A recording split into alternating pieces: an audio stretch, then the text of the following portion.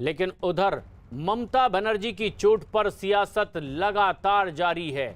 Bengal BJP के अध्यक्ष दिलीप घोष ने एक बार फिर कहा है कि ममता को चोट खंबे से टकराने की वजह से लगी है। उन्होंने ममता को चोट पर सियासत ना करने की भी नसीहत दी। राजनीति में बहुत सारा तरीका लोग अपनाते हैं। ममता बनर्जी की स्थिति ऐसी है कि पार्टी टूट रही है। उनके जो पुराने सिपाही पार्टी खड़ा करने में जिनका बड़ा योगदान रहा, ऐसे लोग पार्टी छोड़कर भाग रहे हैं। अब उनके लिए स्टार प्रचारक भी नहीं है पार्टी को लड़ाई में सामने से लीड करने वाले। तो इस स्थिति में वो घबराई हुई है, नया नया तरीका ढूंढ करके लोगों का सिंपैथी क्रिएट करने की प्रयास करी है। जहाँ तक मालूम हुआ, डोर खोल करके खड़े होकर रोड शो में जैसे हाथ दिखाते ऐसे ही कर रही थी। बगल में कोई खंबा में टकरा करके डोर उनकी पैर में चोट आई डोर से।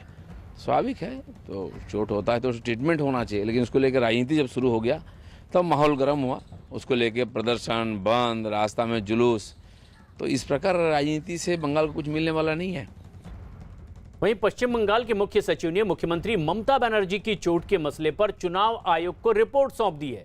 बंगाल के मुख्य सचिव ने चुनाव आयोग को रिपोर्ट सौंपी है। खबर है कि इस रिपोर्ट से चुनाव आयोग संतुष्ट नहीं है और चुनाव आयोग ने इस मामले में कुछ और स्पष्टीकरण मांगे। मुख्य सचिव ने रिपोर्ट सौंपी है और इसमें साफ नहीं हुआ है कि चोट की वजह आखिर क्या है।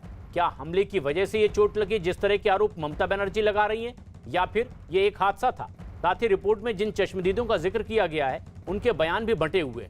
चुनाव आयोग को सौंपी गई रिपोर्ट में यह भी साफ नहीं हो रहा है कि ममता की कार का दरवाजा किसी खंभे से टकराया या फिर कार के दरवाजे को धक्का देने की वजह से ममता बनर्जी को यह चोट लगी। बीजेपी बंगाल में परिवर्तन के लिए कोई कोर कसर नहीं छोड़ना चाहती है।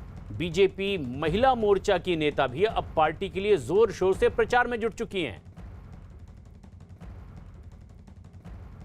पश्चिम बंगाल में बीजेपी चुनाव प्रचार के लिए हर वो रणनीति अपना रही है जिससे वो आम लोगों के बीच में पहुंच सके और जो बीजेपी का जनाधार पहले जहां नहीं था वहां वो उस जनाधार को पाए। क्योंकि अगर पश्चिम बंगाल की सत्ता में आना है और एक इतिहास बीजेपी को बनाना है तो वो हर मुमकिन कोशिश करनी होगी जिसके लिए जनता उसको वोट दे सके। आप देख सकते हैं ये ट्राम है, कलकत्ता की मशहूर ट्राम जहां लोग यात्रा करते हैं। एक तरह से एक समय जीवन रेखा ये कहा जाता था ट्राम को।